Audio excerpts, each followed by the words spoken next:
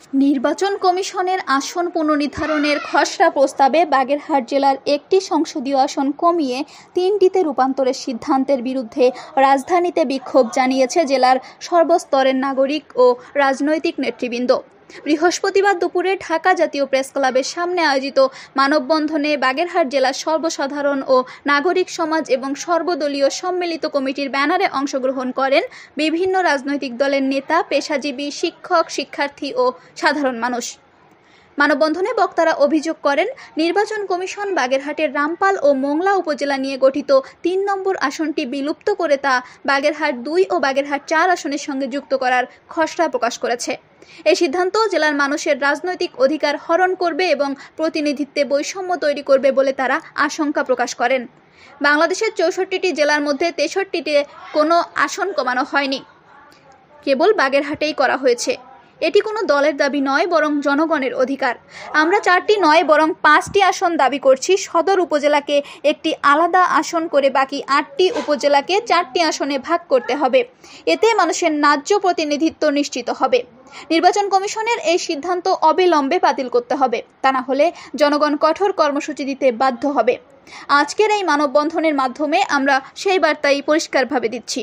ইসিকে বলতে চাই, খবরদার আগুন নিয়ে খেলা করবেন না। বাগেরহাটবাসী আপনাদের এই অযৌক্তিক সিদ্ধান্ত মেনে নেবে না।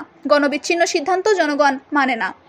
মানববন্ধনে অন্যান্যের মধ্যে বক্তব্য রাখেন বিএনপির জাতীয় নির্বাহী কমিটির সহ প্রচার সম্পাদক কৃষিবিদ শামীমুর রহমান শামীম, বাগেরহাট জেলা বিএনপির আহ্বায়ক এটিএম আকরাম হোসেন, ওয়াহিদুজ্জামান দীপু, শেখ মুজিবুর রহমান, খাদেম নিয়ামুল খান মনিরুল, জামায়াতে ইসলামী বাগেরহাট জেলার আমির মাওলানা রেজাউল করিম, জেলা বিএনপির যুগ্ম আহ্বায়ক লায়ন ডক্টর শেখ ফরিদুল ইসলাম, জামায়াত নেতা শেখ আব্দুল ওয়াদুদ।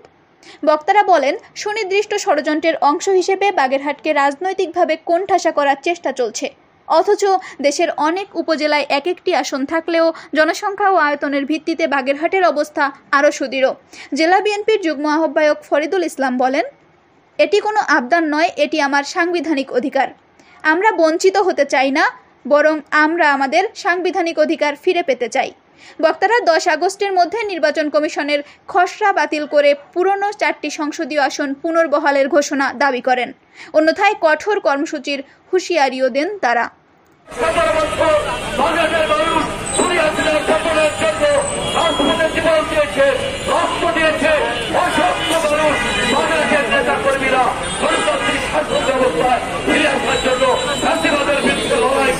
তাদের মূল্যবান জীবন উৎসর্গ করে গণতান্ত্রিক কাজের প্রতীক্ষায় গুরুত্বপূর্ণ অবদান রেখেছে।